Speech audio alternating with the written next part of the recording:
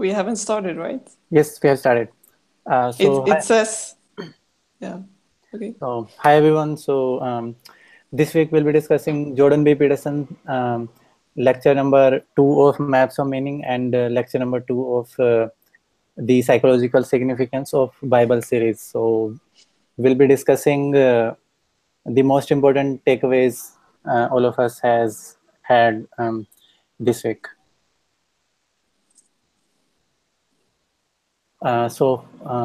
Should we start? I think we should start with you, Netha. Okay. Yeah. Okay. Sure. Um, yeah. Okay. So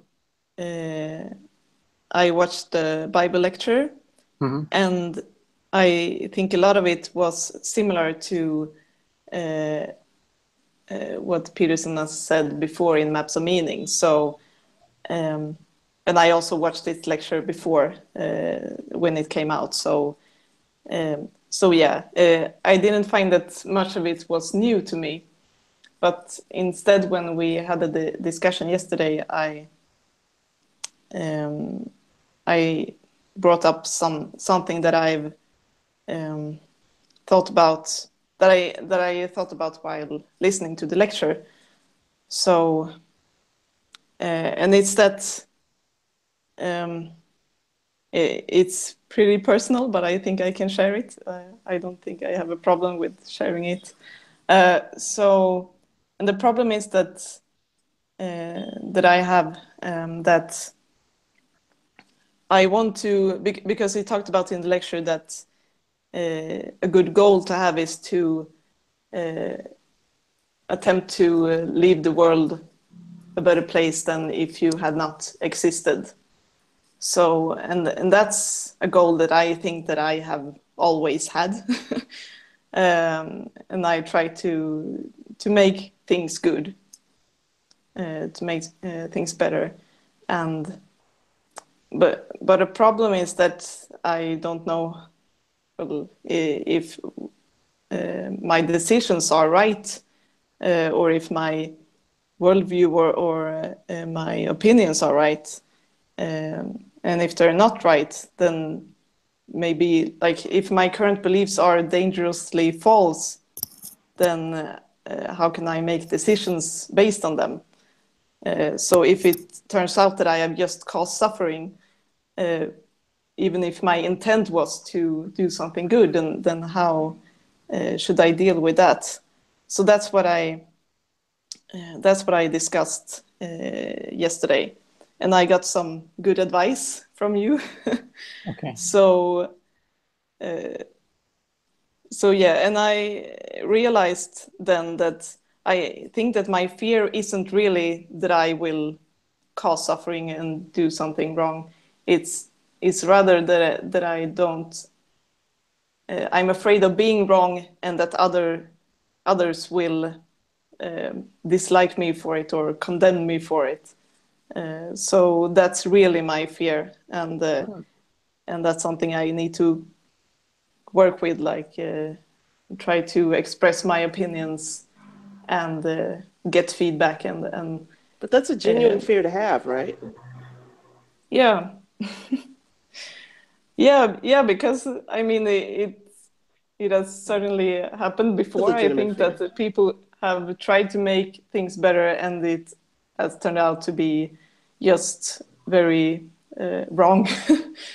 And yeah, so of course it's but the alternative is to not say anything and not do anything, and that's not a good idea either. So however you decide to act, you will take some risks, and I think it's better to take the risk of making a bad decision than not making a decision at all.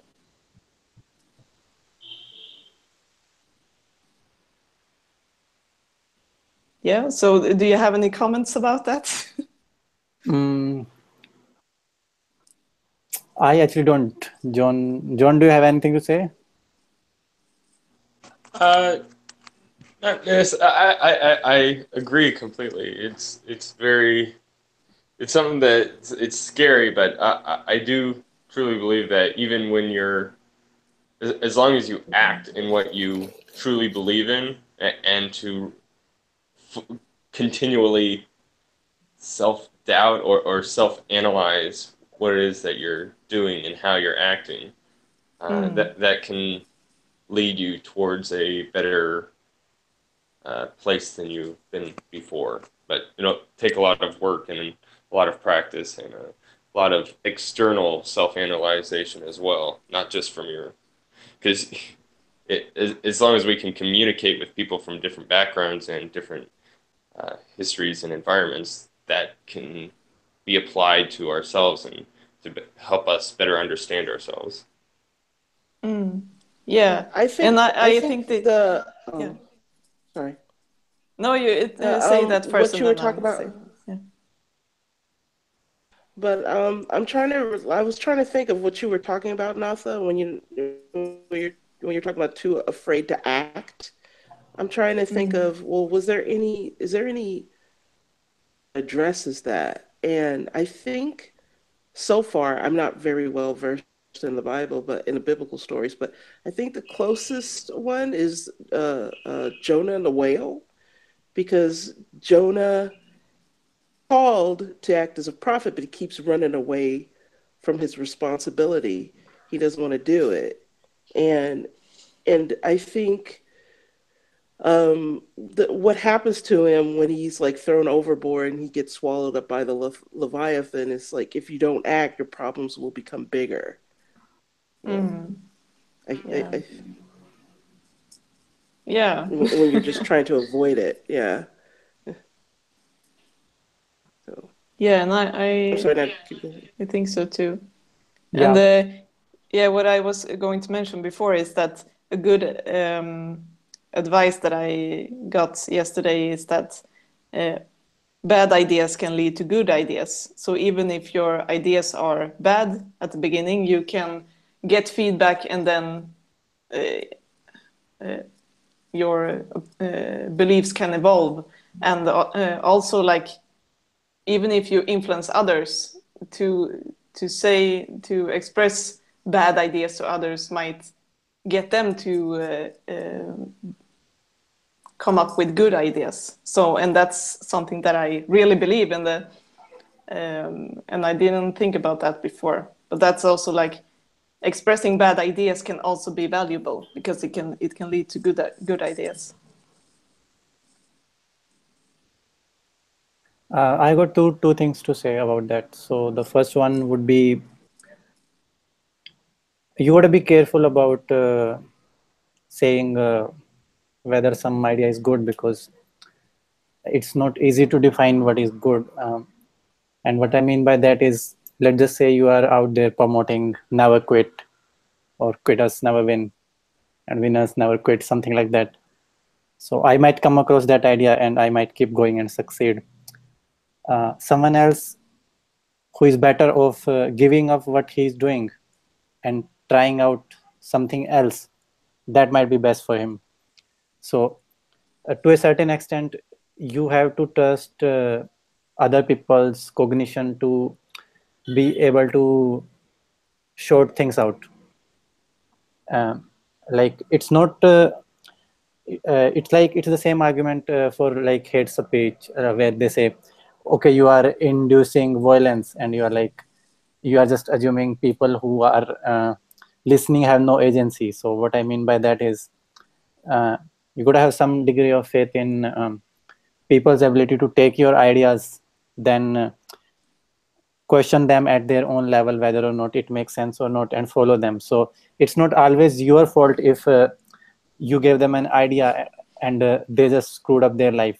It's not directly, you cannot say it's 100% your fault, because they had free will. They should have processed it, and they should have made a good judgment call when they didn't. Yeah, okay, so that's interesting, because yeah, I don't believe in free will, but I see the point of acting as if you believe in free will, because because of how you view responsibility. So yeah, that's I think that I'm my views on free will has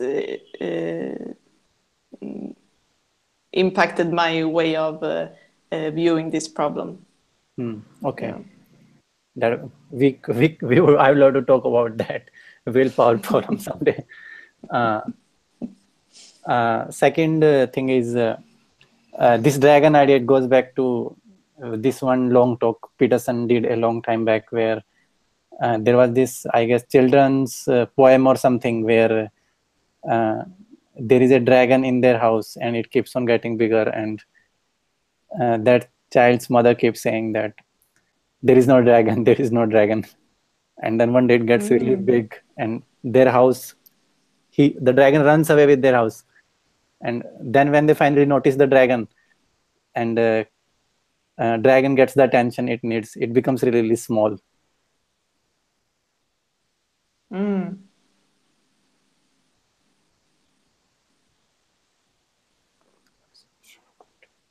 Okay. So the next thing. Yeah. Who wants to? All right. Talk. So John, you want to go next? If you can talk. Yeah, I can talk right now. All right, so Okay. Right now we're discussing the biblical lecture. Let's see, let me make sure I get my notes for that. All right. Oh, okay. Probably my largest takeaway from both the lecture and discussions that we've had from it. Just recently, I've been reading Eric Neumann's History and Origins of Consciousness, which is kind of he going over all of Jung's archetypes and theories, and a lot of the first section. Huh? Oh yeah. So far I'm reading the same one. Yeah. Oh yeah. So the first section of it goes into the unconsciousness or the unconscious, and that's kind of the clear divide that is expressed. Oh, 1 second. Sorry. I'll be right back. In the meantime, I wanted to address Natha's concern about what other people think of you. So here is the thing.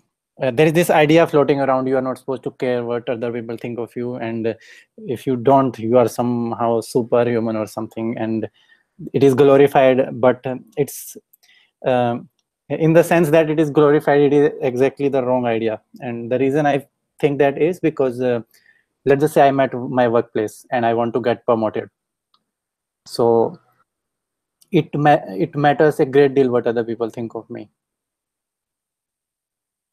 because what the feedback they write is directly a function of what they think of me and their values. So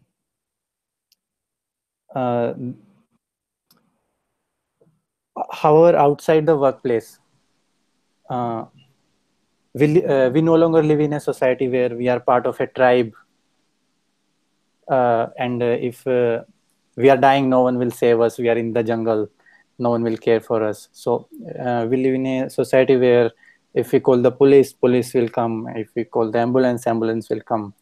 And it's not like we are totally alone, no, but we do have some relationships to lean back on. So in a situation like that, if you care too much about like what other people think of you, that kind of becomes a waste of time in an emotional sense, because every time you are before you do something, you have to in your brain simulate how everyone else will think of you and react. And so you just cannot have that kind of burden on your shoulders all the time.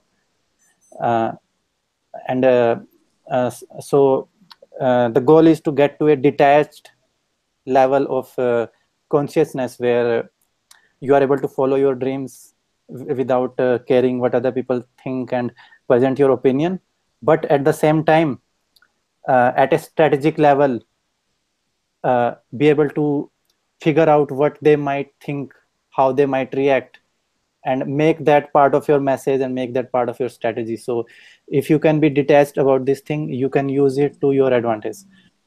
So that's back to John. Yes, great. Perfect timing. Okay. So I was talking about how Jung has this kind of idea of the world is separated between our conscious mind and the unconscious. And so that's essentially everything that's outside of our own understanding and kind of inclusion of ourselves. So with science, that's bringing the unconscious into the conscious because we understand it. Now, for religious aspects, that's always closely tied to the unconscious because that's something that we can't understand, and there's no, and we just kind of feel awe in its presence, where we're not able to comprehend it exactly, but we can still experience it in certain ways. Now, there's the positive and the negative aspects of the unconscious. And what I found that was great from Peterson's lecture was how he was explaining essentially how we're able to dehumanize the people around us by kind of closely associating them with the unconscious. And so it's by turning them into something that we don't understand, that we can't incorporate within ourselves. So just for an example, you could say that you would never become like if you were in Nazi Germany, you would fight against it and you would never become a German officer. And so that's you separating yourself from these other humans by disassociating yourself from your own capabilities of becoming evil. And so that's how people are able to commit great atrocities to the people that they don't want to associate with. By either, in the Nazis' case, it's by saying that the Jews are inferior to them. For far left liberals, that could be saying that Nazis are monstrous beings that they themselves aren't related to, or I suppose related to, but we're all humans that have that capacity to do extremely harmful things. And so when we disassociate ourselves from the unconscious aspects of other people, so by basically putting them under the umbrella of the unconscious, that's how we can feel fear from them and feel hate for them without actually clearly defining what it is that we understand. Like people that are afraid of the dark, that's a kind of a labeling of the unconscious, or it's not labeling of the unconscious. That's the fear of the unconscious, because there's so many aspects that can exist within the dark that we just have an overall fear of that. And so the same thing happens to the people that we don't associate with ourselves. And then the kind of relief for that feeling is through trust. Peterson talked about how eBay is only able to work because people were able to trust each other. That's it. Hey, I have a question. Can anybody hear me? Yep. Okay, yeah. This is because I watched these lectures like when they came out, and I've watched them several times. So I haven't watched this one recently. This is the one where he's talking about the Garden of Eden and the snake in the garden. Well, frankly, to me, it seems in every lecture he talks about snakes and gardens. So it's difficult to tell with Peterson. But yes, he does talk about the snakes and the garden and that stuff. He does talk about this idea that when we encounter some our enemies, we use the biological circuitry, the same biological circuitry that we use to detect these things, snakes, and we immediately are tempted to label people as our enemies, as something to be feared. But before that, he was talking about how we have in our brain a special circuit to struggle with the unknown aspects of the environment. So we are always trying to explore and make sense of it. So in that context, when we encounter something like a snake, so we are programmed to react to it in a really fast manner, and we somehow misunderstand that, not misunderstand, it's not sure if it is in our control even, that we will just start labeling people as some horrible label and just totally dismiss them as our enemies rather than trying to understand the thing. Yeah, I think you will talk about more about it in the next lecture. Okay, yeah, I was just trying to get a footing on which one, because I know the first lecture was intimations of God, and I think the second one was about Adam and Eve, but I'm not sure. But yeah, this lecture was kind of on the creation. Like I know the next lecture is all about Adam and Eve and the story of the knowledge of good and evil. Okay, thank you. Yeah, this is the one where he's talking about duality, like how things get separated or something.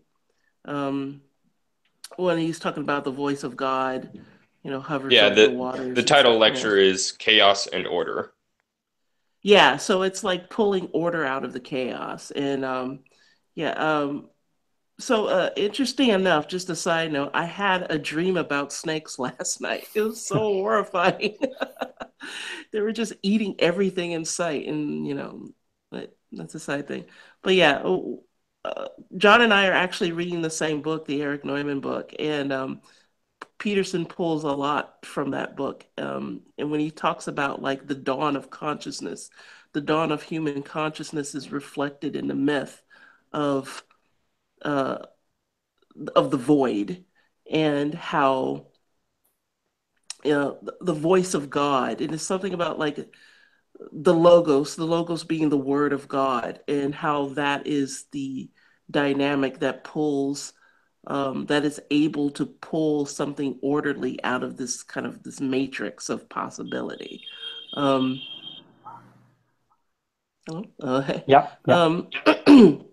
Yeah. So that was another big, the same takeaway I took from that lecture too, about because it ties into what what Peterson says in that lecture ties into what Eric Neumann was saying.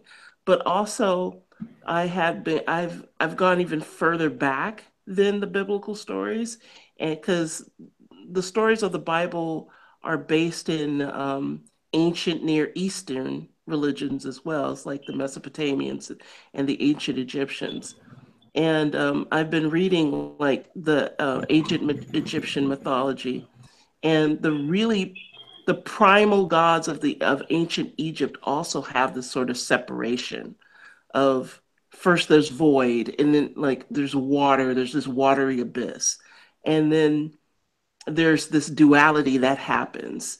And when you look at the Egyptian Ogdoad, that those are 8 gods, 4 females, 4 female serpent goddesses, and 4 male frog gods, and they are the separation of light, lightness and dark, chaos and order, in infinity and revelation, and stuff like that. So this is a tradition, this sort of like duality that's emerging, is a tradition that goes back like, oh gosh, even before the Bible. And it's just fascinating to see that thread happening. And it's also the similarity it has with Taoism as well. So it seems like that this is like something that's fundamentally human, this sort of like this sort of human sort of instinct we have about the separation that occurs that relates to consciousness. I'm going to stop talking now. All right, so back to John. Are you done? Yeah, those were all my main takeaways from the biblical lecture. So we can go on to you, Summit, and then I'll go back around to go through the maps of meaning lecture, I guess. Sure. I'm just confused. Where should I start? So I'll start with the dragon idea. So this idea came up in both the lectures during discussion. So I'll just talk about it. And it started when we were talking about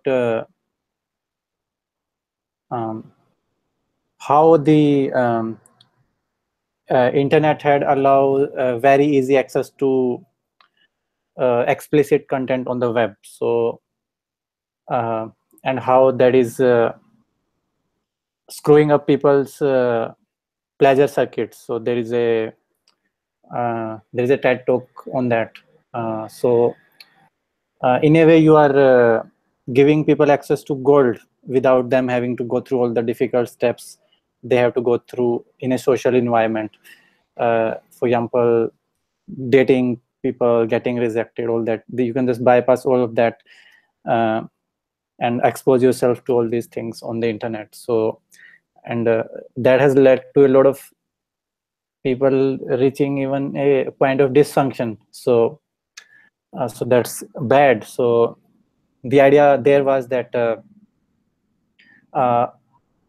partly the idea of dragon comes when a knight comes and there is a dragon and he fights the dragon and he defeats him, and then he gets the gold or whatever the dragon was holding, something of value. So you have to combat your demons to discover something of value. So that's the idea. But another way to look at it would be that maybe the dragon is trying to protect you from the gold that it is hoarding.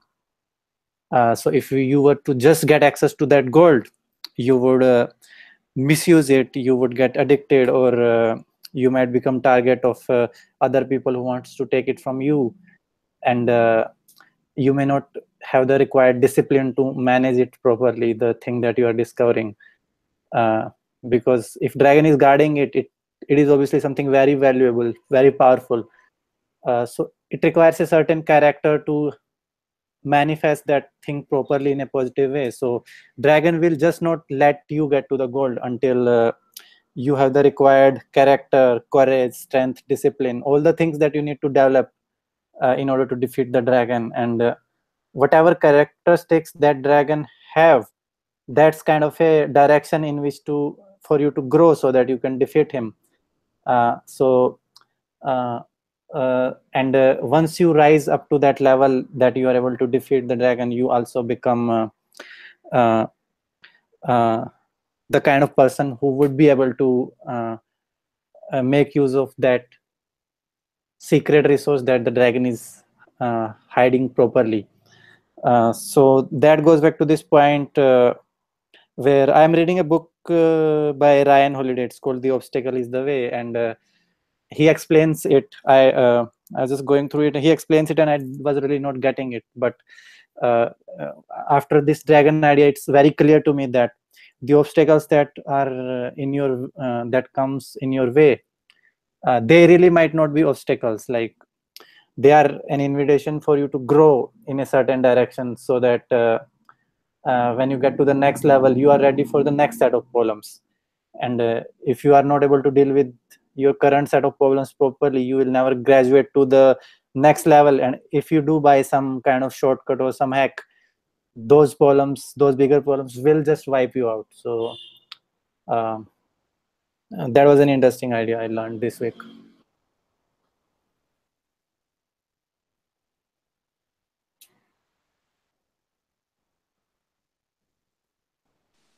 Yeah, I found that really interesting as well. Yeah, I really liked how you put it, like how the other day, how we always kind of think of the dragon is protecting the gold away from us, but in a very real similar way, the dragon is protecting us from actually attaining the gold. Because if we're attaining the gold without actually being strong enough to defeat a dragon, then we don't deserve the gold and we don't know how to handle having that gold that was just given to us. I just recently read the book Toxic Charity, which is kind of going into the negative later effects that occurs from not systematic but habitual charity giving to people, and it kind of through repetition and habits turns people into becoming dependents, kind of relying on charity to be given to them. And it really dives into how to kind of fix this in a way where people, when they have nothing, can be given something that they can then build up on their own, so that they don't, getting them to that point where they're responsible enough that they're able to not require people giving them handouts. And really great book. I really got a lot out of it that I hadn't thought about before. You know, you mentioned something about charity, and sorry, this is a slight tangent, but you know how some people make a vocation out of their charity work? And I was thinking, you know, if you're really successful, you're actually trying to make your job obsolete. So a part of me often wonders, like, if people who are heavily invested in charitable projects and organizations would rather these people remain dependent for the rest of their lives, because then that gives them a reason. It's almost kind of like how the kind of situation we're in right now, when we're looking at, like, kind of in Peterson's word, the careerist, neo-Marxist postmodernist. Like, they want to make groups of infirm, financially, socially, politically infirm people, so it gives them a purpose to fight for them or something, or to represent them. The book actually goes into that quite a bit. How it primarily directs its fervor against Christian charity work, and how that they've kind of turns that into a, what was it, charity vacations or something like that, where people will sign up in order to go to downtrodden places and try and fix it up, and they do it not just for the people, the needy, but they're also kind of getting something out of it, of that kind of sense of purpose, that sense of meaning. But it's kind of a wasted effort, because it ends up kind of turning the location that was in need into a even further dependent state than it was before. I had a real experience with it. I have a friend, and he really was in a lot of need. He didn't have a job. He was living with his parents, and sometimes his laptop would break down. I would send him a new one, and I did invest a lot of resources in him, and the goal was always to make it very clear to him that, hey dude, eventually I want you to be self-reliant. And we had long conversations about how he might go about that, and I was always pushing him. But at the same time I was doing that, I was also fighting myself, because the more closer to becoming self-reliant he came, the more bad I was feeling in certain aspects, as to he would no longer need me, because I felt like needed when he was relying upon me. And as he was becoming more self-reliant, and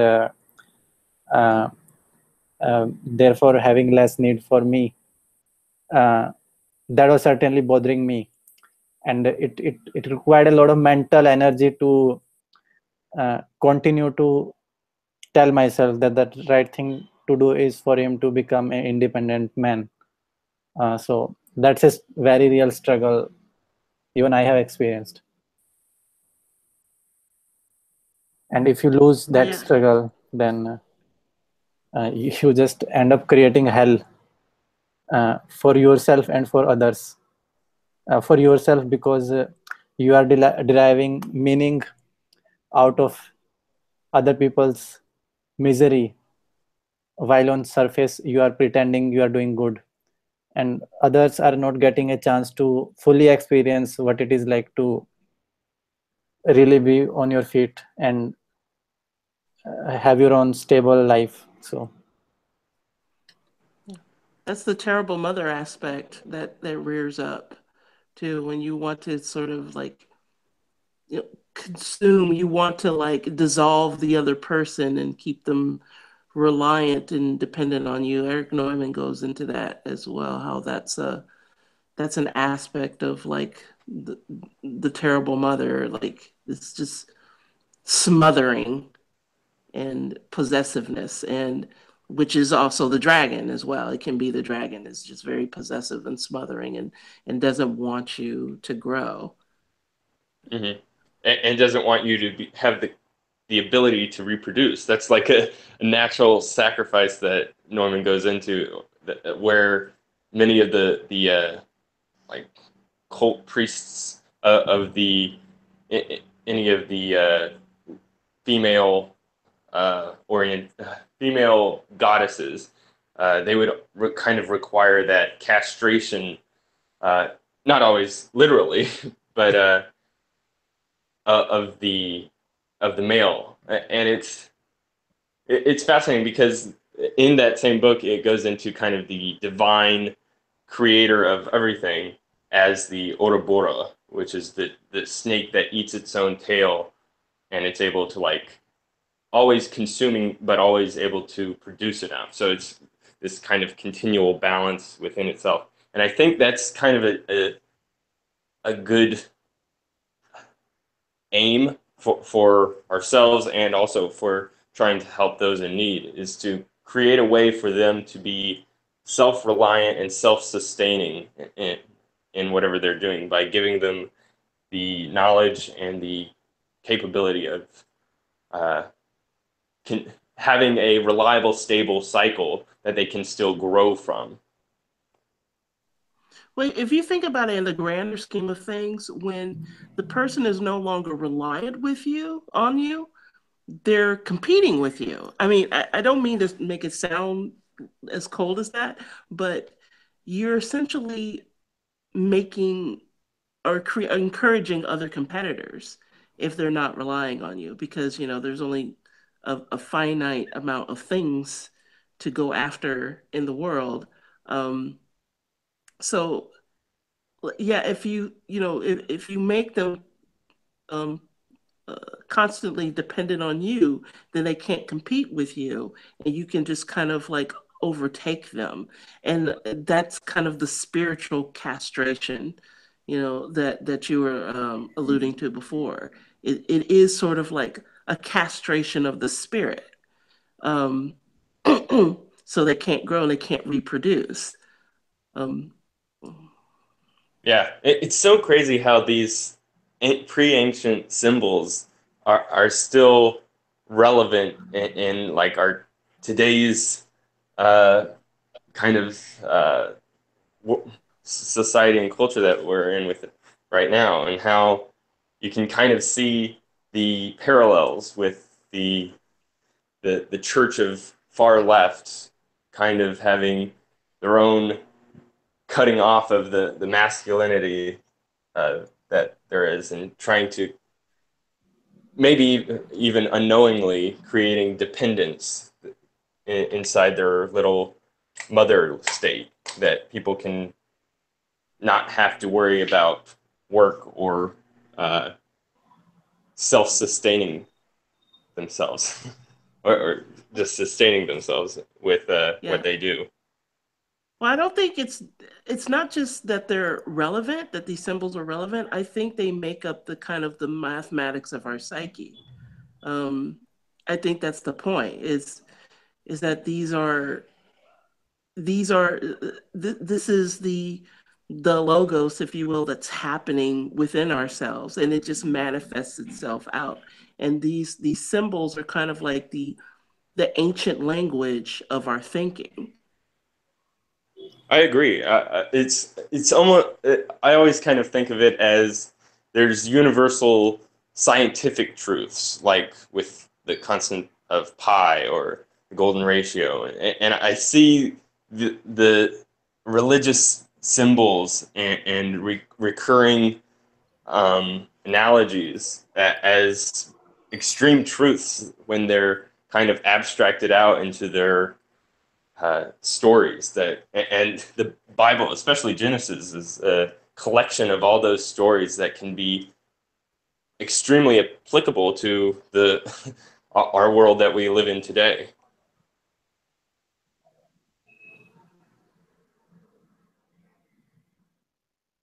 Okay. So I'll move on to the Okay. next. Yeah, did you have more points from the biblical lecture, Sumit? Let me see. There were a lot of points. Yes, this boy did this point start a lot of discussion. This point that the very bottom at Western civilization lies this idea that every human being has something divine in them, and I certainly don't see it in my country. So I look to the West, where and Peterson was saying, we know people believe in this idea even though they don't know it, because everyone just adheres to the rule of law. And that is very interesting, because I live in an environment where people typically don't follow the rules, and they don't have very high regard for human life. And that is, and Peterson was talking about how the modern people are trying to get rid of this idea, but if we do that, we'll do it at our own peril. And I totally agree with that, because that started this whole discussion about how people in the West are like no longer willing to defend their values because they are trying to accommodate other people, which is good. But if these other people have ideas which are very counter to the very foundation of your civilization, then both of those things cannot be happening at the same time. For example, if you're letting people in who don't have a very high regard for women rights, and they don't, and they try to act that out, would you stand up for women? They act that out under the guise of their religion. Would you stand up for women and say stop, or would you throw women under the bus and say no, we want to accommodate these people? So it's been very frustrating to me to watch this happen in the West, because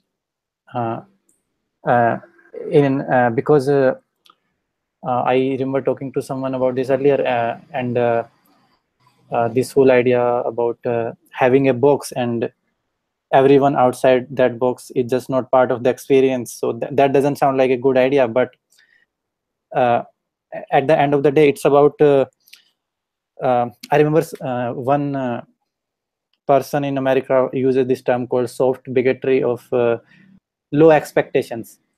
And what that means is we all have if you're familiar with the terminology of the ego, id, and superego. So id would represent your primal drives, and superego is the one that tries to do the right thing according to the culture and society and expectations and all that, right? And there is always this conflict going on between the two. And my superego is somehow beholden to higher standards by the society, but then there are these like other people, they say okay, they grew up in a different culture, and they are somehow not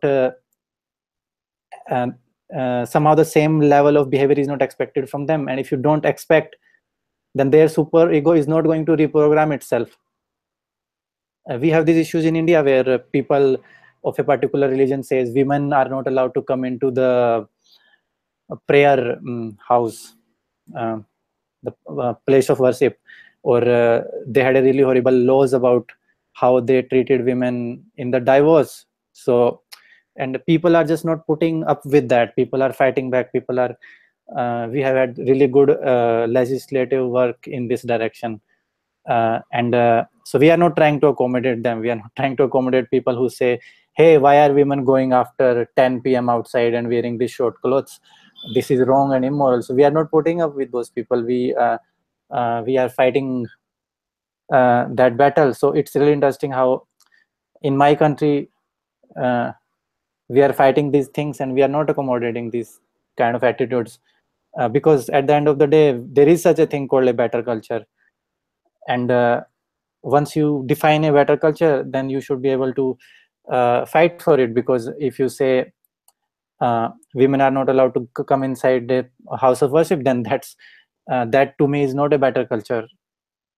So at the end of the day, you either should not accept that there is such a thing called better values or better culture, or if you do, then you should be willing to implement that or fight for that. And it's been very frustrating how people like me wanted to go to the West because they had more freedom in these things, and now they are going back and we are moving ahead in my own country. So it's been really, and people have been telling that, don't take my name, because if people get associated with Mr. Peterson, they'll get fired. So it's been really strange, because at my workplace people have all kinds of beliefs. So I live in India, so people have all kinds of beliefs, like and no one is saying you should fire that guy because he's a fan of the opposite government party or something like that, or he's a Trump supporter, fire him because so we have some people in India who like Trump also. So no one is saying we should fire that guy. So it's really interesting what is happening in the West these days, because I used to see it in my country where they would say, don't post anything on the social media against the religion, against so we used to have, and it's a constant fight in my country for freedom of speech. We keep on I remember this example, this a poor girl posted something on Facebook and she got arrested because of that. So we are constantly fighting those battles. But what I'm saying is, at least the people who I deal with in the private sector, they certainly are not into this thing of not letting other people talk. If anything, the people who graduated from college are becoming really more and more politically incorrect. So it's the opposite, in a way, opposite trend in India. And even in rural areas, we are seeing some improvements because women are going back there and trying to do improvements. And in the West, it's been very frustrating. So. I'm glad you're here, because I had a question about, because I don't know. Well, I studied, at least I tried. I studied Eastern religions before, because I don't know if you know this, but a lot of people in the West, a lot of secularists in the West like to exoticize Eastern religions and think that, like, oh, it's so profound and it's so deeper than Christianity. And I was one of those people, because it was new, it was different, and it was so mystical. And I look back on it now and think, like, wow, was I an idiot? But I try to I tried to study more Eastern religions like Hinduism, Jainism, Buddhism. And it was only like a few years ago that I realized that, it doesn't make sense to me to try to be Hindu or Jainist or Buddhist, because I don't live that way. I live like a Westerner, but trying to think in a completely way that's not how I live.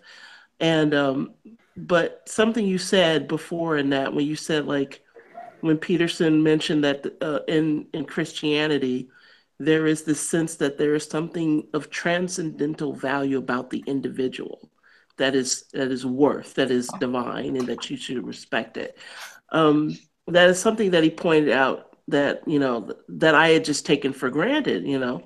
I thought everybody kind of saw that in an individual, but Peterson said that, you know, that's something that kind of developed through the Western culture. So I wondered, well, do other religions have something like that? But just kind of worded, or it just works differently, but recognizing the transcendental value of the individual. Do they have that somewhere in their model that, you know, just doesn't immediately come out to us, but is there something like that in there?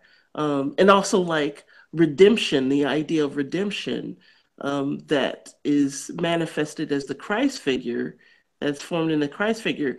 Is there a sort of like program or model of redemption, in other religions, like for say in the religion in India that you know of?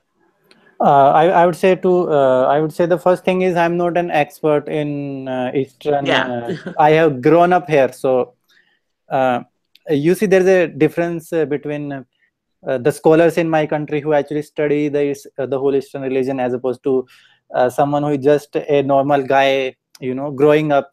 A And laity, yeah. yeah, so I would say that the people, the normal people on the street, people who practice religion, the Eastern religion in India, they are not any more enlightened than people in your country. There is a lot of traditions, there is a lot of dogma. If you ask people why they are doing something, they would not be able to articulate to you. It's just been something their parents were doing, and then now they are doing it, and their children will also do it. So I've been, on my personal level, I try to fight against that. For example, I'll give you one small example. In India, we celebrate the festival of Dasara, which celebrates the Lord Rama defeating this bad, evil guy called Ravana. And that is considered as the victory of good over evil. And after Dasara, like, we also celebrate Diwali, which is a festival of lights, because when Lord Rama came back to his uh,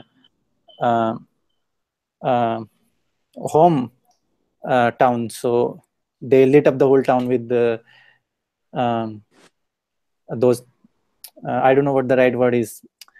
We make these light things from oil in India. So and so when people celebrate that, I have not met anyone who says, okay, today I will try to conquer evil on my own life. They just make a big statue of the Ravana, and then they just burn it. Nobody tries to burn their own sins, in the sense that if pick up one habit that you know is bad and fight it and fix it in your life.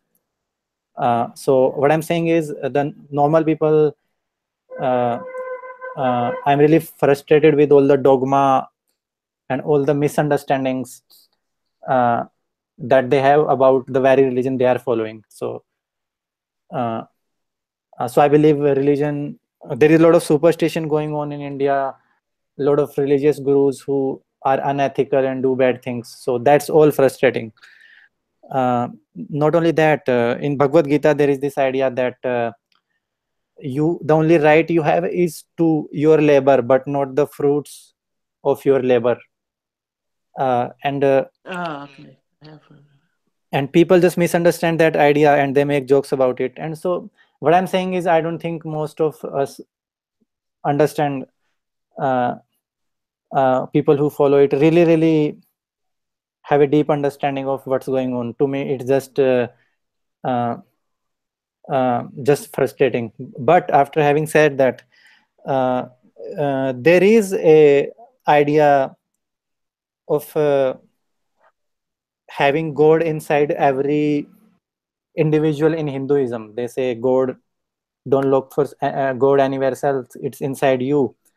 But my frustration was that it is not acted out. It is not part of the culture. How do I know Peterson is right about what he's saying? Because when I went to the West, I saw that that idea was being acted out in the society. So the Eastern religion could be more profound than the West. It doesn't matter, because people are not understanding it in a right way and bringing it in their lives. You understand? Yeah. Now after having said that, it doesn't matter whether you live that way or not. Hinduism, and I recently attended a 10-day meditation session, and before that I used to be very like these American uh, progressives, in a sense that I used to look down upon religion and culture of my own country. I thought it was all full of shit, and in many ways it is. But I realized after going to that meditation retreat that these ideas that the Eastern philosophers discovered, they are so profound, and they discovered it even before the Western psychology discovered it, because it's only recently that they started talking about mind-body connection and how it's rather than look at them as two separate systems, they're very much interconnected with each other. So when I was learning the meditation technique, they were doing a body scan meditation, and they said that according to it was based on a Buddhist teachings, and they said that when anything happens to you, any emotion, any frustration, any happiness, or let's just say you are getting the emotion of lust, the first it comes in your body, and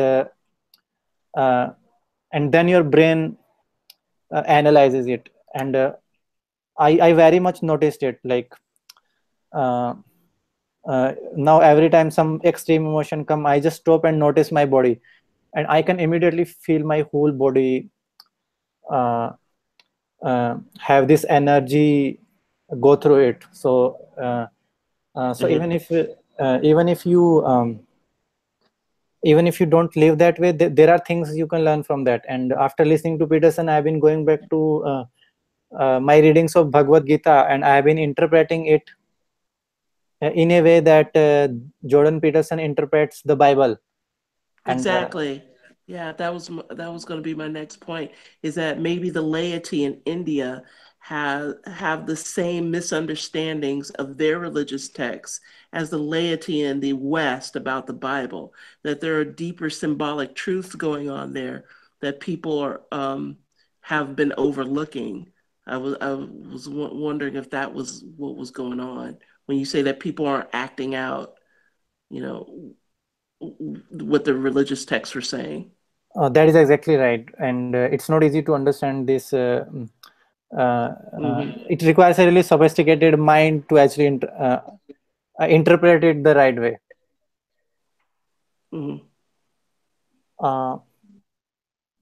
That meditation retreat really opened my eyes as to what the Eastern philosophy of enlightenment is, even though I can't articulate it properly right now. Okay, sorry, I gotta bring us back on track, just because we want to keep this tidy for anybody that may be listening. Do you have any more? Do you have like a final major point that you've gotten from the biblical lecture, Sumit, or can we move on to maps of meaning? Yeah, I think we should move on to maps of meaning.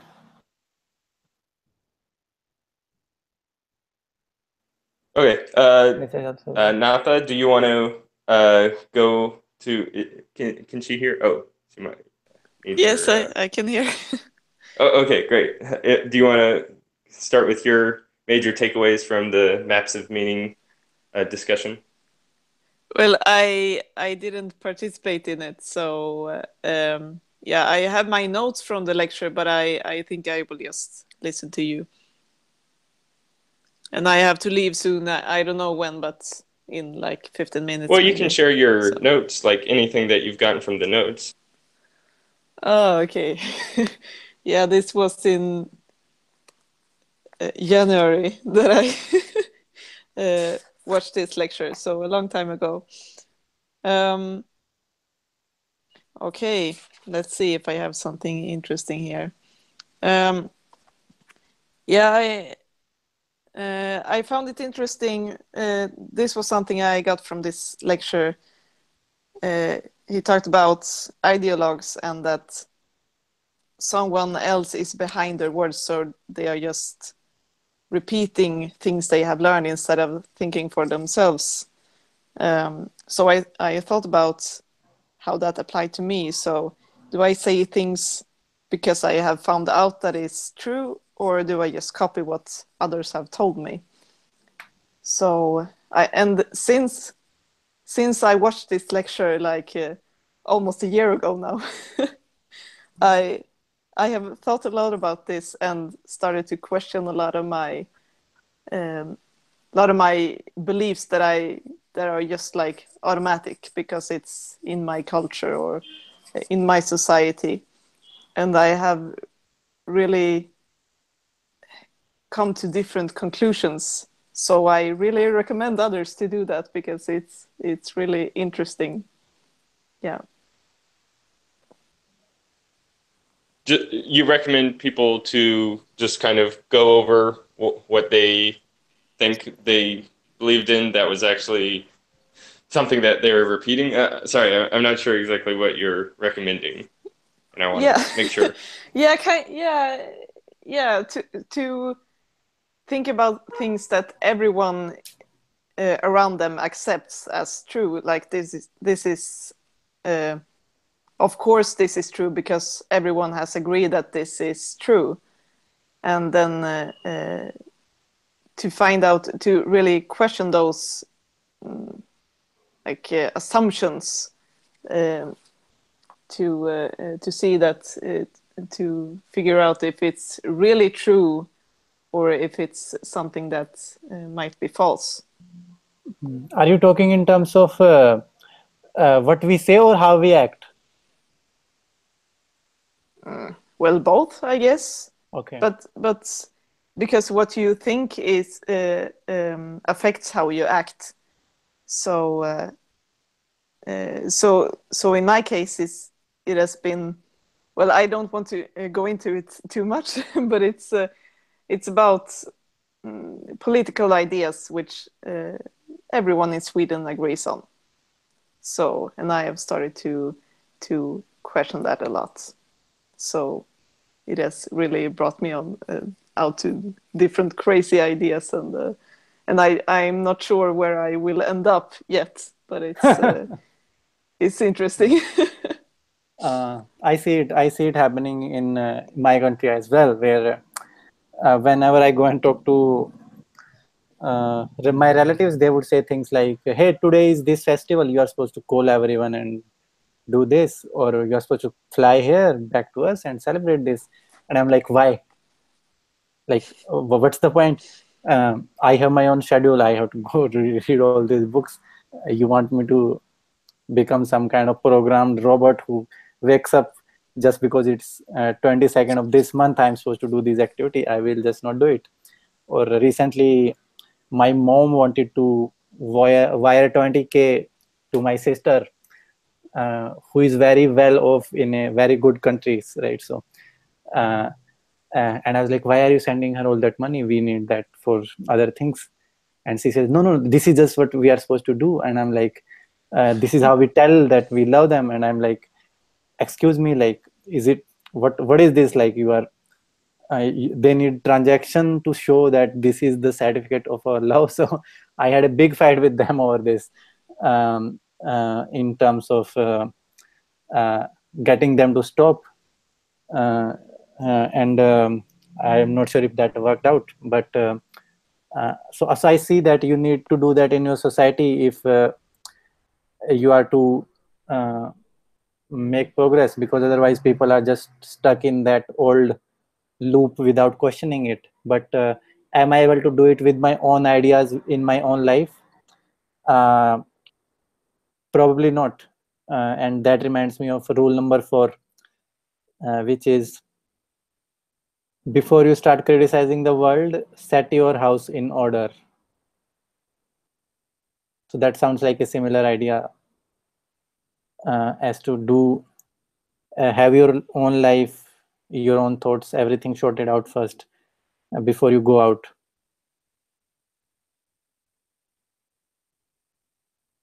Okay, I have to leave now, but I will listen to Natha. the rest of it.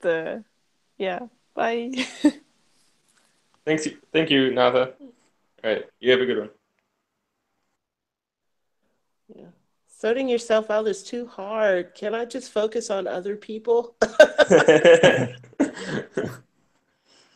Yeah, that actually ties well into my main takeaway from the Maps of Meaning lecture and discussion.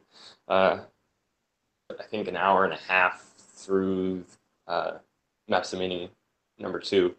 He kind of shares this theory he has for why nihilism and postmodernism is so popular in society, is because it gives a justification for people to not have to sort themselves out and to not have to change the world around them or themselves.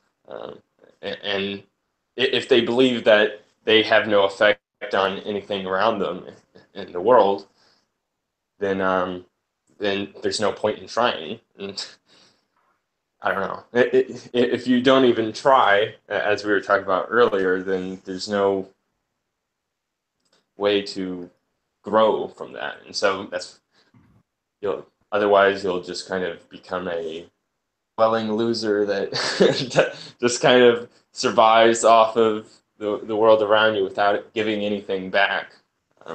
And yeah, and then there's the kind of opposite of that where everything that you do has meaning and purpose and affects the world around you, both in small scale and then butterfly effect outwards into a larger, grander scale, where every mistake that you make and every sin from your past can have negative effects towards your future and the future of your generations, and you're still kind of by the sins that have occurred in your history's past that are still kind of working their way back out to the present. And it's just like every aspect of the entire world around you is you're responsible over it. So if there's problems that you're seeing, that means that you have,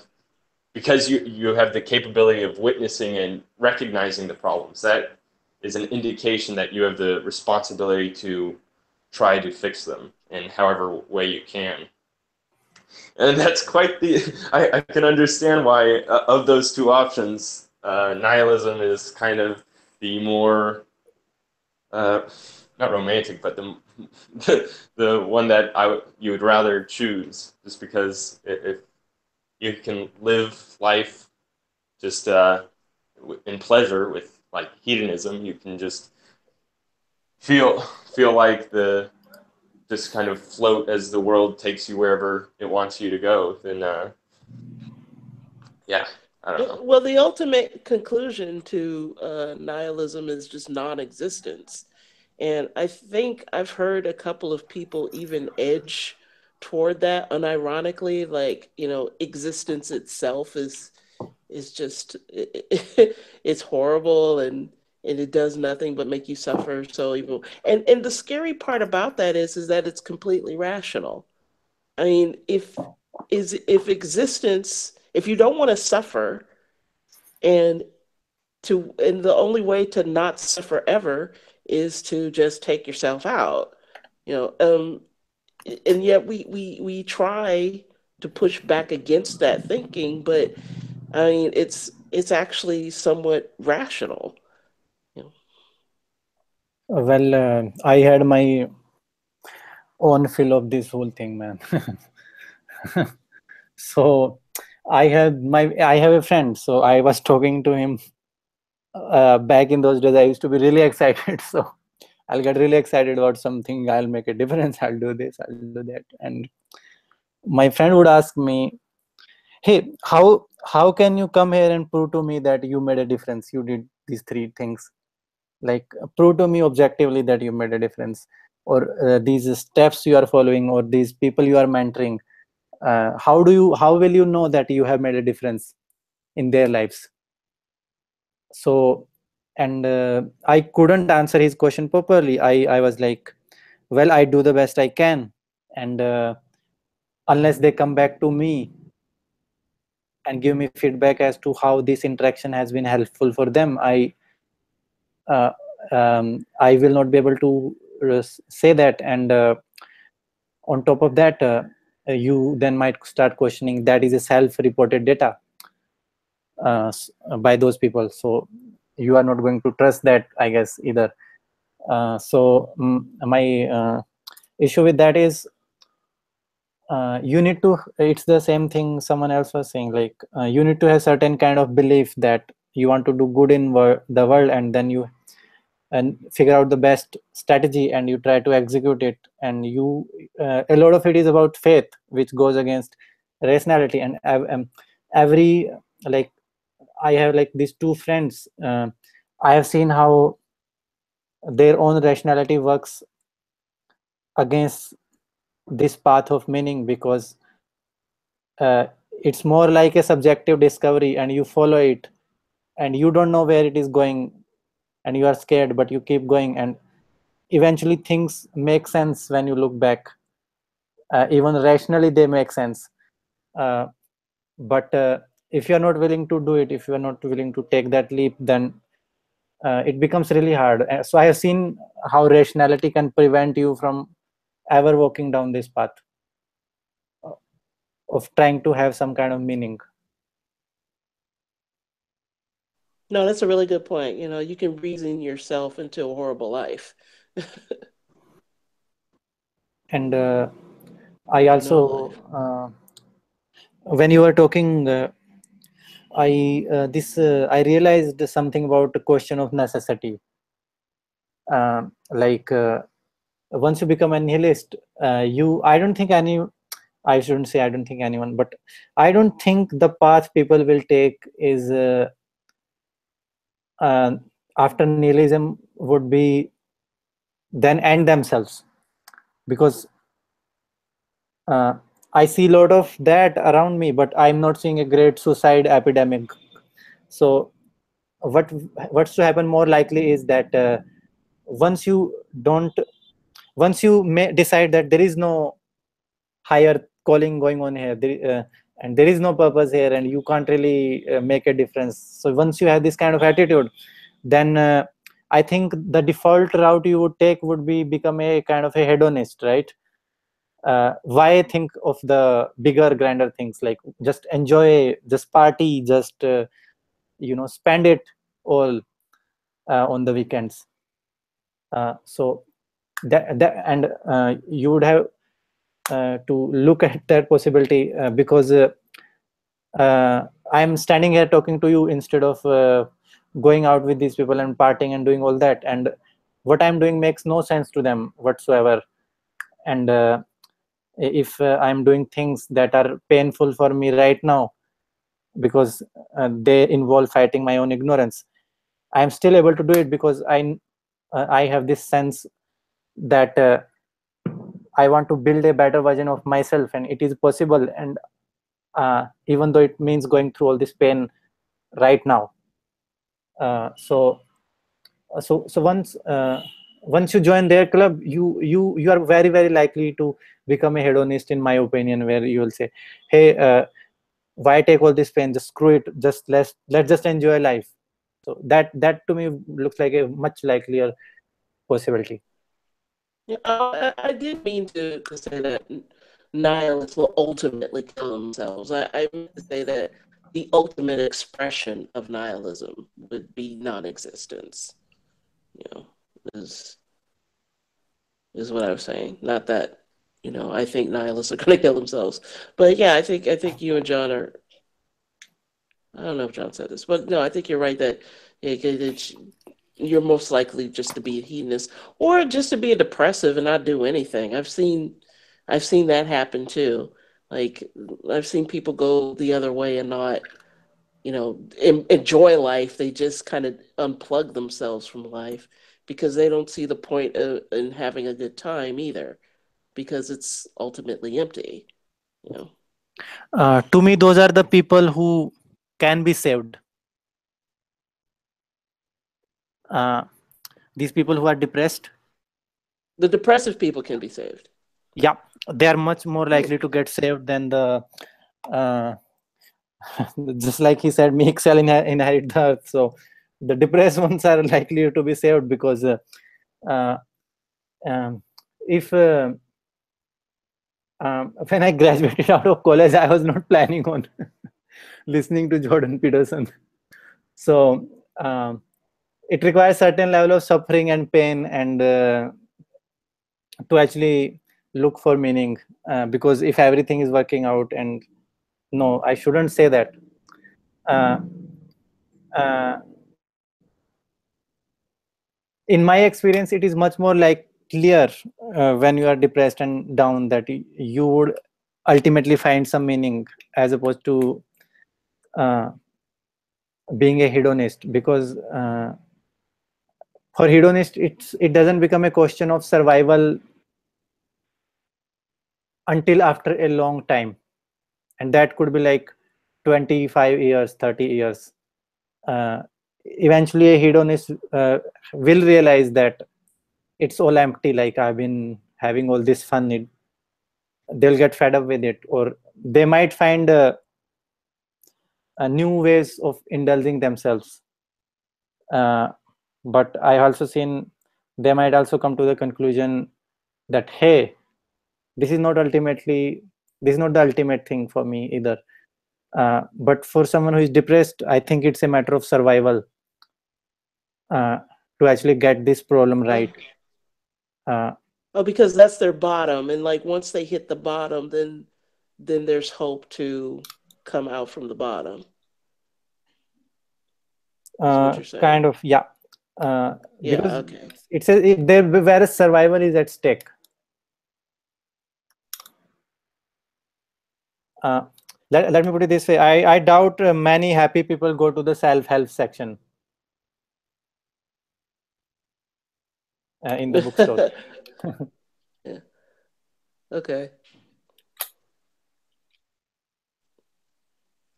Good point. John, you still there? I think John might have had to go. Muted? Yeah. Oh, okay. He's at his job, so he might be doing something else. Okay. Oh, okay, yeah. So the one takeaway I had from the Maps of Winning one is he was going through this movie called Pinocchio, and he was talking about how this young boy's consciousness is in this bug. And initially, when this character is introduced, he's like a total idiot. He's not making any sense. So wait a minute, what are you saying? What's not making any sense? So there is this character. I have not seen the movie. I'm just Pinocchio, yeah. So in the movie, there is this character. He's some kind of bug. Jiminy bug. Cricket, yeah. No, that is the manifest. That is like a symbol of Christ. The cricket Yeah, it's guy. your consciousness. Yeah, it's your consciousness that tells you, to remind you of your ethics, like to point you in the right direction, kind of deal. Yeah. No. He talked about how there was Jimmy Cricket, which was like in a figurative sense Jesus Christ. Then there was a second character who was some kind of bug, who was the consciousness. I'm not sure if they two are same. No, they're the same. Jiminy Cricket is a cricket, and he tries to still poke Pinocchio in the right path, on the right path. Okay, that way. So he was saying this cricket was a total like idiot kind of a character initially, he was not making much sense. That Jiminy Cricket was a what kind of character initially? Sorry. He was kind of an idiot. He was not An making any idiot? sense. Yeah. Yeah. I think I know where Sumit's going. How with Jiminy Cricket being our conscience that kind of guides us how in our moral actions. That it's kind of that small voice inside our own head that tells us don't do this, or you better. There's going to be repercussions if you do this. And in the beginning of the movie, Jiminy Cricket kind of spouts off a little bit of kind of confusing moral arguments, like you just do what's good, and you do, and if you do things that are bad, people will get bad things will return onto you, and kind of in confusing doublespeak that and as the movie kind of goes on, when Pinocchio kind of gives more, I don't know, it's like a kind of in both Pinocchio as the actor, as well as for Jiminy Cricket as the kind of moral consciousness or moral conscience that also kind of becomes more aware of what he's supposed to be doing. Okay, so they both become more sophisticated because in the beginning, it's like Jiminy Cricket is telling him, well, just do this because that's what you do, right? Yeah, Is that what you're and saying? like in the beginning too, Jiminy Cricket oversleeps, and because of that, Pinocchio kind of gets goes down the dark path to become an actor Oh, I or see. actor. Yeah, Well, no, okay, well then that makes sense because, like when children just do what they're told. They don't know why they should do something a certain way. They just do it because they have an authority and they just know to obey the authority. So I guess like that's illustrating Jiminy Cricket is not a very sophisticated moral guide in the beginning, and that reflects in the things that happen with Pinocchio. And so they both kind of like, and actually in the end, I think Jiminy Cricket gets a badge from the Blue Fairy or something. He yeah. gets rewarded. Yeah, he gets rewarded. It's like, okay, like so they both kind of like it's it's the evolution of like the child becoming like a more mature, sophisticated mind. Like so. Then yeah, I could see that Jiminy Cricket, your consciousness doesn't start off pristine and knowing what to do. You have to go, you have to make a few mistakes and and realize, okay, this is why I shouldn't do X. You know. Yeah, Exactly. and Exactly. what's scary too is if you continue kind of ignoring your conscience and committing more and more atrocious acts, you lose your own kind of sense of morality. Like that's what apparently the book No Ordinary Men is about. How these people that just go down this spiral of doing more and more, not insane, but just these horrific acts that they wouldn't normally do, but because they had this kind of outward pressure from their group, as well as them kind of relinquishing their own moral self, I suppose, to continue down this bad pathway. Yeah. It's something that can occur if we don't try to hone our own consciousness, our own conscience, and our morality. What is this book you're talking about? No Ordinary Man. Who is the author? I'm not sure exactly, but Peterson has talked about it a bit. It's about this, I believe, like a group of It's German in not soldiers that, yeah. yeah, In And Poland, yeah. These were Okay. ordinary yeah, men that were. These were. It's called Ordinary Men, and this is like during Nazi Germany, and I believe they were in Poland or whatever. But they were ordinary men, the average men. They weren't like raised up as Hitler youth or anything. They weren't indoctrinated as at an early age. So these were just ordinary civilians that were recruited for service, and they were told, okay, well, you're going to do some horrible things, and if you want to, we're going to ask you to do some challenging things, and if you want to just go home and say, I've had enough of this, you can. But it turns out that um, some of the men stayed because other people that they knew were staying, and they didn't want, the other people to do all the dirty work. So they kind of they they they participated in these really atrocious things, even though they knew they were atrocious, but they didn't want their friends and their peers to be left with the the horrible task of doing these things. So they participated in it as well. Um, even though they knew, what they were doing was not right. It's kind of like it was like almost like a peer pressure thing. You know. Hmm. I the So yeah. Oh God. That reminds me of something. You have a lot of stories. Okay, what's the So, uh, to a certain, no, it's not always true, but it can be a dangerous idea also. So, society has to, and your peers have to reject you at a certain level uh, for you to enter into this mode where you become the kind of character which will inevitably start questioning everything and bring about some sort of improvement in the society. So so sometimes I believe rejection from your peers can be the key element that goes inside that thing. hmm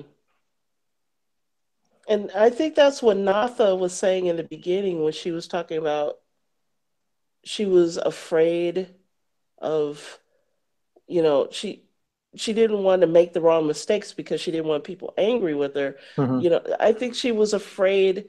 What she was saying is like she doesn't want to lose someone's trust, because it takes so much effort to build trust with people. And like one transgression can undo it all, can undo like a lifetime of building trust. Um, so like so I understand where she was coming from, where she's like, yeah, I don't want to I like I don't want to do this thing that could possibly tear down all the trust that I've had with people, that I've built with people. Yeah, and on the opposite end of that, uh, Yeah. you have some character who totally just goes into any room and he's not scared to say anything.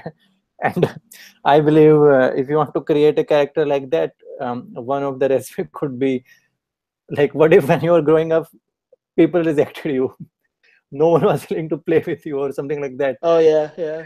And so then you have to look for something. You have to look for some friends or something, and uh, you might find them in books or somewhere else. And most people don't read books, at least in my country, other than the ones that are given by the syllabus for the school. So Hmm. so you might say, hey, like now you have all these ideas, are you going to really advocate them? And because people are going to get angry, and you might be like, well, I was not getting anything from the people anyways. Who needs them? Right. Someone tells me you're high in you're low in agreeableness, Sumit. I am.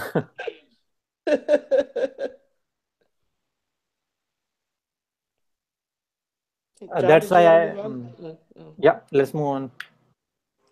Sure. I just had one last major takeaway from the is it the Matsu? Yeah, we're on Matsu meeting. Yeah, about how around an hour and 40 something minutes in, he kind of talks about how he's a existentialist, or well, I don't think that's relevant actually. How he thinks that the best way to judge somebody's actions is by, or judge somebody's actual beliefs is through how they're acting. And so there's the people that say they're nihilists, but because they act in different, they they may say that they are, but they still act in a way where they try and find meaning, even if it's through finding meaning in hedonism by kind of like pleasure, because that's something that they enjoy. So if they truly thought it was meaningless, then there wouldn't be the kind of pleasure that you could gain from it. And also, there's the other side where pain is another kind of form of meaning that we at least Mm-hmm. believe and act upon. And anyway, his main point was in order to show what you actually believe, you have to act it out as you believe it, as the moral kind of truth. Mm. I think there can be explanation for that because I think it all ties into what you said earlier about not taking responsibility. So when they cannot avoid this, they will do what you are saying. But when it comes to being proactive and actually taking responsibility about things, they will not do that. It's only when they are into this corner where they just can't get away with things. So they will behave that way. Does that make sense?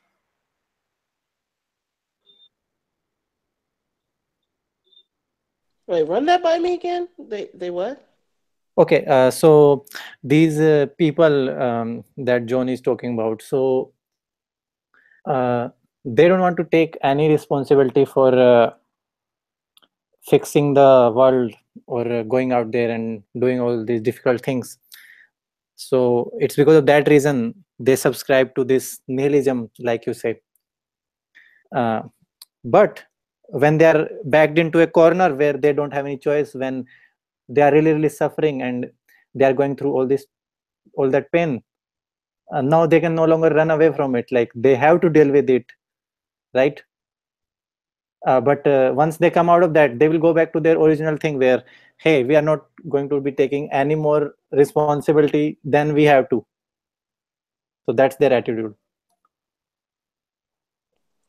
Yeah, well, even before they take responsibility for the rest of the world, it's like what you were saying before. You have to like take responsibility for yourself and take a hard look at yourself. And I think it begins there.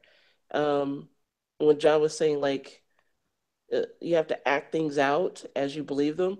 Well, before you even get to that, like I think before you even get to that, Jordan Peterson says first start with the truth.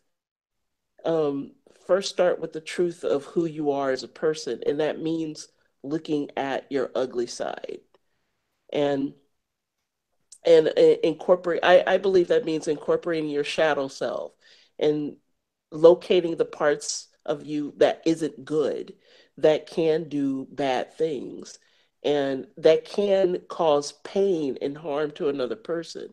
So, what John was saying, like, well, pain is something we register as real. Um, Looking at yourself and being honest with yourself is a painful process.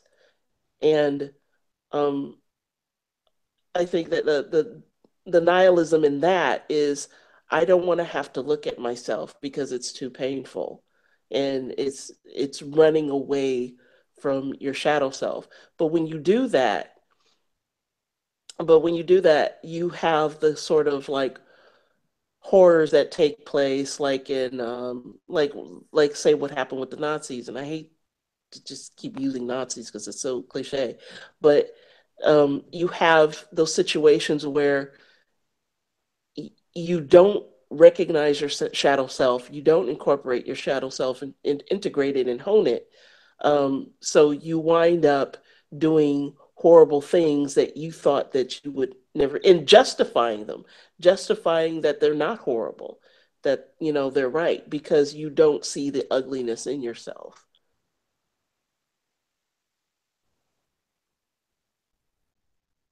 Yeah, that's a thing. Is it's very easy to justify your actions based on off of your past or how you view the world, and I think that's why with the New Testament there's very and with a lot of Eastern philosophy it's instead of acting in similar violence that occurs against you, you kind of accept it and move on. Because if we were to act violently back against somebody that has acted it against us, we would have full justification for doing that.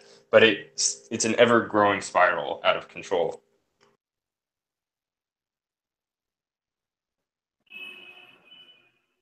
This idea keeps on coming back, so I will just highlight it. We have discussed this before as to there was some research someone did about how they first I don't know what the exact experiment was, but the outcome was people who had the kind of attitude or the kind of status that they are not the racist, they are the totally fine, fair people. Later on in the experiment, they were more likely to discriminate because they had already made up their mind this image that we are good people, so they were not vigilant about it.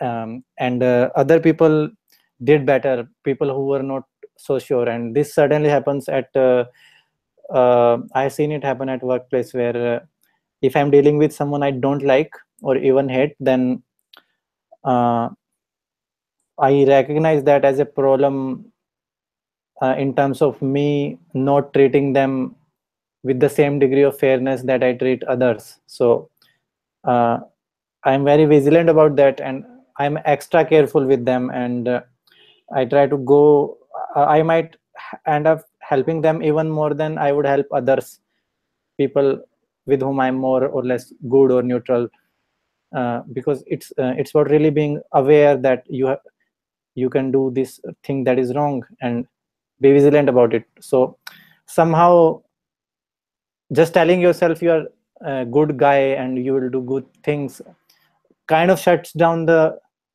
this awareness or this mental circuitry that is supposed to monitor you, because for you that problem is not there. So if it is not there, you are not watching out for it. So that certainly makes a lot of sense. Yeah, and I'm kind of going down a rabbit hole here, but I can't help these thoughts that pop up in my head. Like I can't help but think that, well, of course, there's a connection between like the the Jungian shadow, and the snake in the garden that Peterson keeps talking to, and like our reactions to the snake, be it like curiosity or allure or revulsion.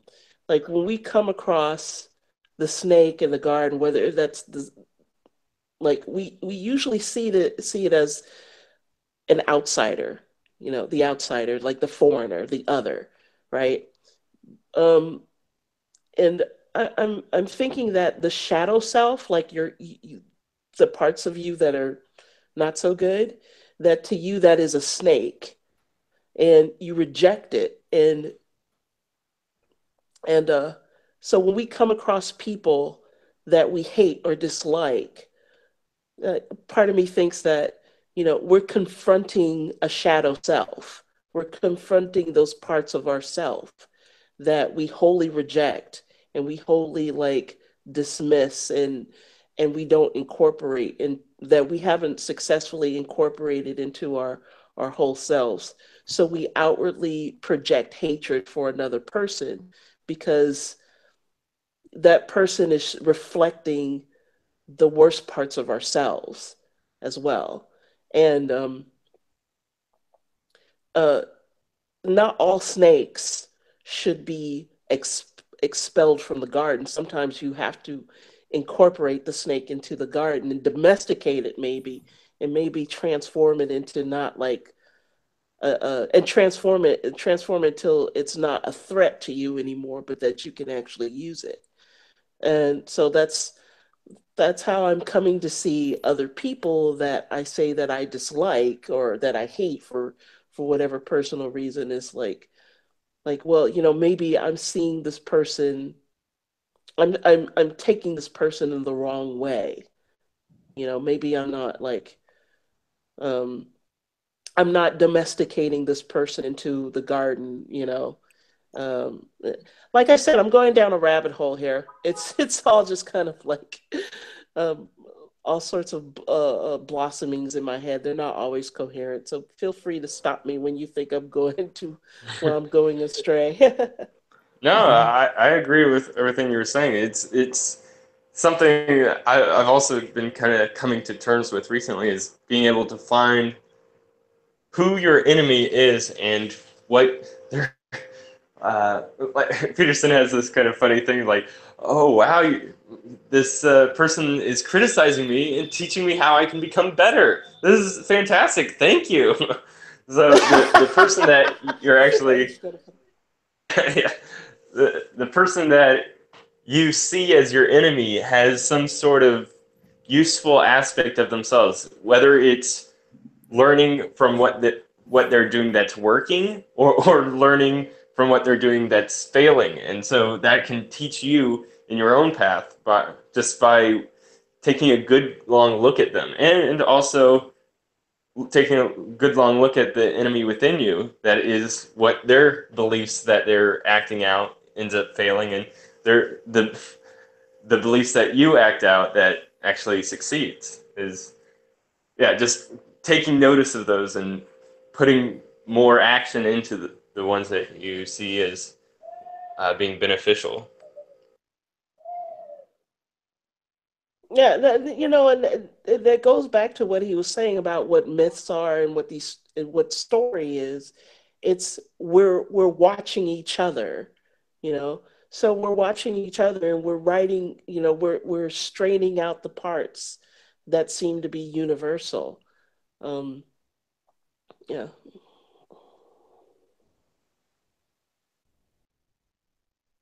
Yeah. Okay. Those are my main points from that I gained from Maps of Meaning.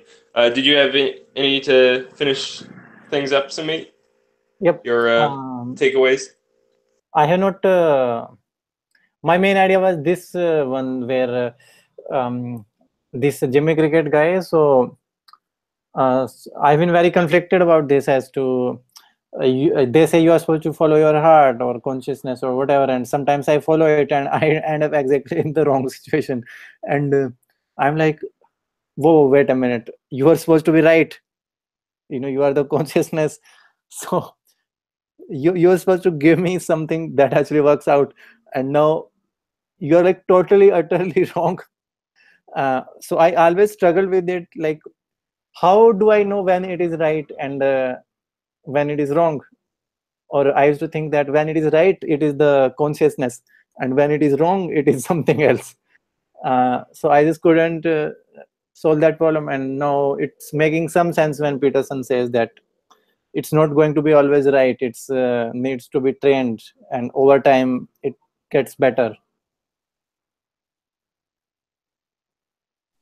Yeah, that's what he was saying. Like, sometimes you aim for a star, but you're not always lined up with it perfectly. And and you're going to, like whatever you aim for, sometimes you're going to miss the mark. But, the point is to just try to recalibrate yourself and keep going. So like sometimes your consciousness is not going to be right. Your conscience is not going to be right. Sometimes it's going to lead you off the mark, but you just have to keep going in that direction and making, when you're wrong, when you wind up in the place that you you didn't think you would be, right? You had an image of where you were supposed to be, and then you wound up somewhere completely like different. You wound up in a place you didn't want to be. And he says that he goes into that a little bit in the Bible stories. Well, actually, he went into that in the Bible stories with this icon carver named Jonathan Pageau, and they explained it as, from the biblical standpoint, it's being in exile. So when you think you're right, you have a goal, you have a way through life that you think is right, but then you wind up um, in some foreign land, as they explain it.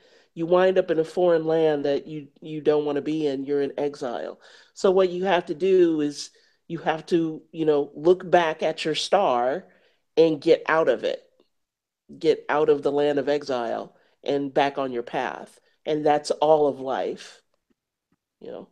And sometimes you'll wind up in a foreign land that's that's even better than what you had imagined.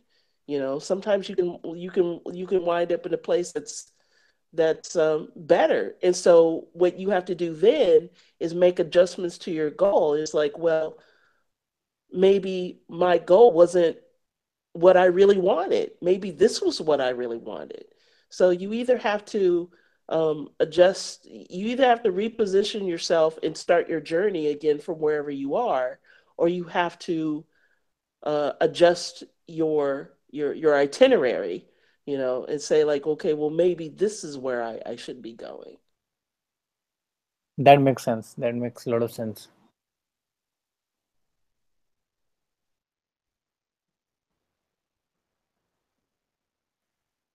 Hmm. Apart from that, did anyone read about Unit 731?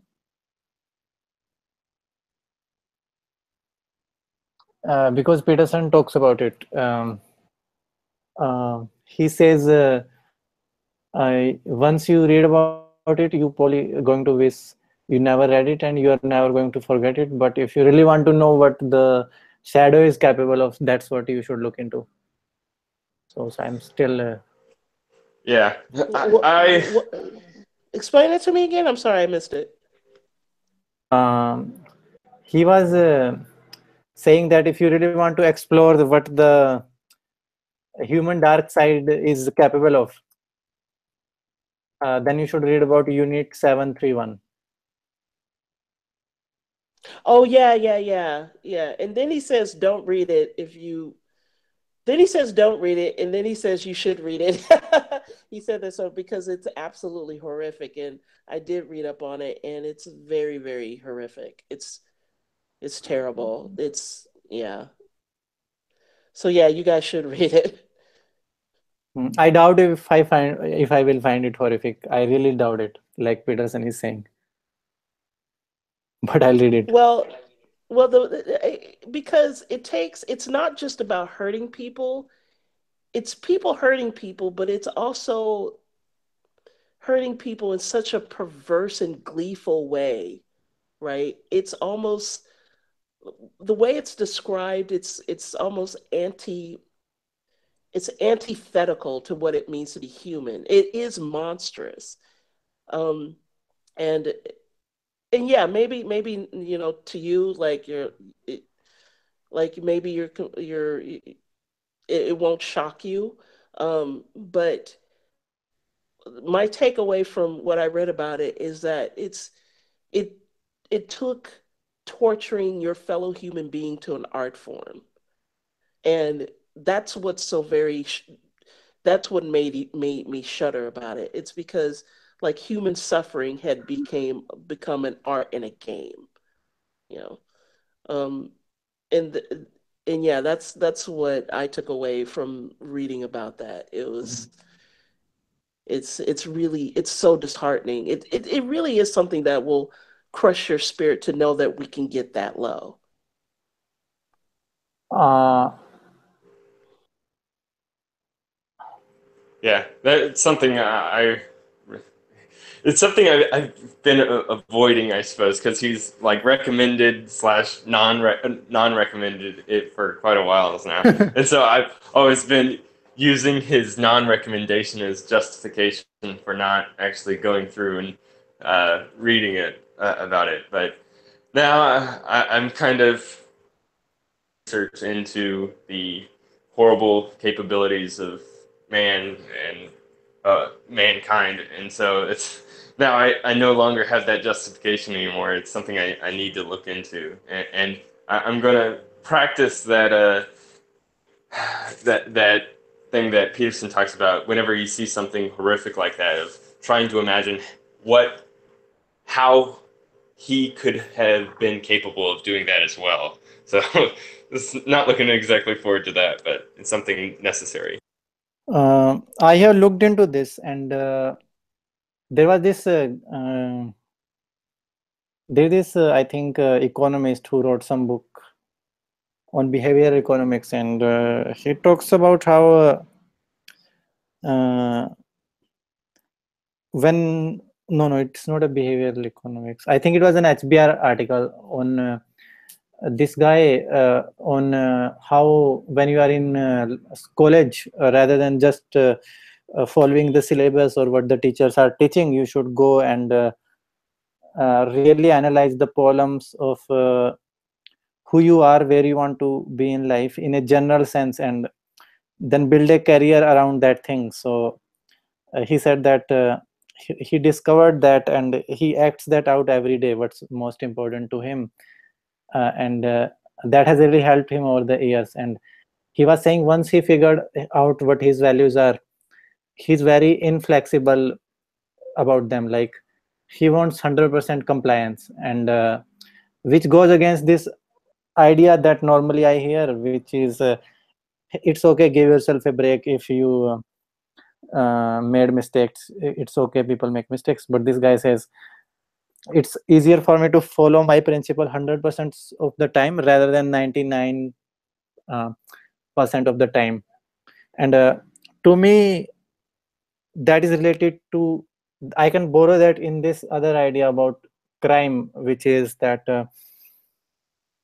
there are some people, it seems to me, and I know this by looking at my own psychology, that imagining how I could do something like that, if you never do it, you are safe. But if you do something horrible once, you have broken that layer. You have moved into this new domain where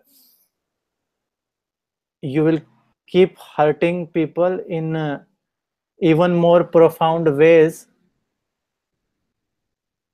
because it's kind of an addiction where you want to do more and more and more and more. And uh, once you hurt someone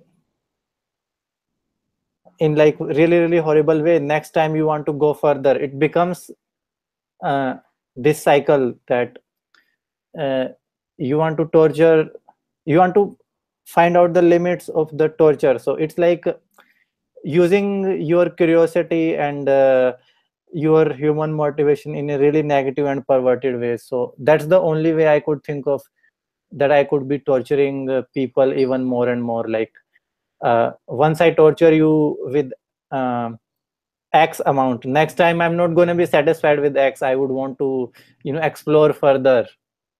So that's what I thought about that.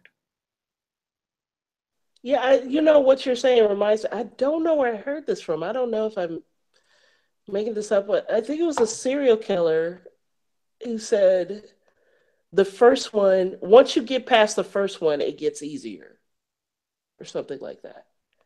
You know, so like the first person you kill, let's say, right? Once you've breached that, like there's something in you that says, no, you should see the you should see something divine and transcendent in the other person. You have that, and once you break through that, then it can get easy. It gets easier to repeat it and do it over and over and over again. You know, that's what I kind of see in what you're saying there, and like in John, what I was like you, I was telling myself, well, I don't want to see it. I don't want to see it.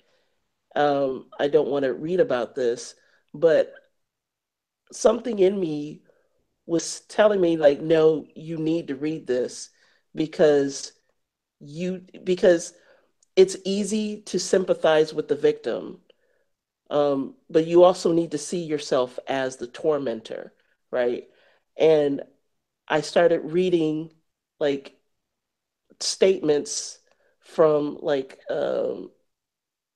statements about the people who were there, who were working there, who were working at that unit, and trying to put myself in that position of why, in what circumstances would I let this go on, you know? And then I began to realize like, well, yeah, if I somehow break through that sort of magical barrier that sees the other person as having transcendent value, then yes, I possibly I could see myself doing something like that, because yeah, you have to have that kind of humility and to see yourself as the tormentor as well, and then that's how so I really forced myself to watch that. I mean, to read that. Just like uh, yeah, I won't get into that. There was something else too, but yeah, I had to like really read it and stuff, and it sickened me, but it was a worthwhile exercise to do that. Mm-hmm. It ties into that other thing about them. Remember how at the beginning of the podcast, Natha was saying she has always wanted to make this world a better place. Yeah, yeah. So there are people out there. their their mission was to make sure they don't blow up half the world. So so that can also happen, because I was there's this TV show called Dexter where this guy has these tendencies when he's a child, and his whole childhood, his whole training is about how not to become the person who will be able to do so much damage in this world. And he ends up using his uh, tendencies to kill life into a form where he only kills people whom he has proved to himself are the murderers, and they got away with it. So Who was this? Dexter? Yeah, there's a TV show on this. Oh, okay. So the TV show itself is called Dexter. So in which you have this serial killer who tracks down the criminals who got away with the murder or abuse, child abuse, or all kinds of horrible stuff, and he hunts them down. And he works in the police department, so he has got all the access to databases, and he then gives them justice in a way. So he's able to use his darkness to do some good. Now you might agree as to whether or not he should do that, because it is certainly happening outside the confines of the law, sir. But my point was that uh, if you recognize the evil inside you at a very early age, then as opposed to you don't recognize it, then if you recognize it, then it kind of becomes your responsibility to either use it for good or make sure that you don't end up doing things that these people did. So yeah, you are right. Like being vigilant about these things is very important in order to prevent them from being realized. As opposed to, if you think you are not capable of doing these things, you might end up actually doing them.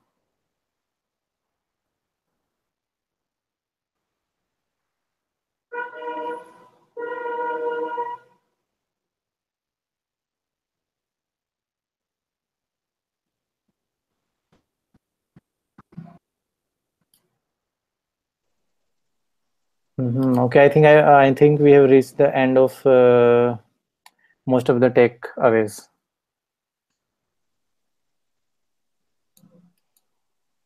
So you want to finish with something, Noodles? No. This has been a great conversation. Thanks, guys. John, you got anything to add?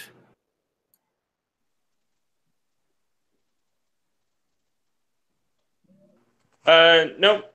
I think, yeah, this has been a great. Glad we tried to keep it concise and bringing up all the major points that we've all had. I think it was really good, guys. So did we keep it concise or not? 8:30, 9:30, and 10:30 to 2 hours. Well, I mean, we've essentially halved how long each lecture took. So, like, each one was 2.5 hours, and so we took all the points from those 2.5 lectures into another 2.5. 4 hours worth of material. We reduced it to half. Yeah. It's my personally, it has been really good last 2 days for me, even though they have been really tiring with all the lectures, and we have had like 10 hours of discussions, I think, in all the different time zones. So it's been a lot of learning and meeting all you guys, and I cannot believe people in our group actually listen to others. So No, it's great. Actually, I do have a question for you, Sumit. Yeah. Like I think it's really cool that even though like you're in India, like you find that you're able to like see something worthwhile in what Jordan Peterson is saying, because he said many times like I don't have an understanding of other religions, just of Western ones and stuff. So like, but you still say like no, what he's saying is maps perfectly to anybody in their belief system. Is that how what you think? Well, it's difficult to say. In a way, you are right, but in a way, so many of my Indian friends wouldn't understand what he's talking about. I see. If you want to talk about people from the East, right? So I'm not exactly your target group, because when I was a kid, my dad told me, "Hey, you are supposed to be an American, not Indian." And so since I was a kid, I've been looking to the West, and it's not just because he said it. It's just I was fascinated by all the science and technology and all the work that was going on. So I guess what I'm saying is, even though I lived in India, I have kind of always been like looking to the West. So in a way, I'm more similar to maybe John than I am to my own fellow Indians. Well, that must be rough because you're kind of outnumbered. Yes. So I do. You're thinking, yeah. It's like living behind enemy lines, to tell you the truth. And I have had friends who think similarly, and they want to go to the West and really learn and acquire all that knowledge. And yeah.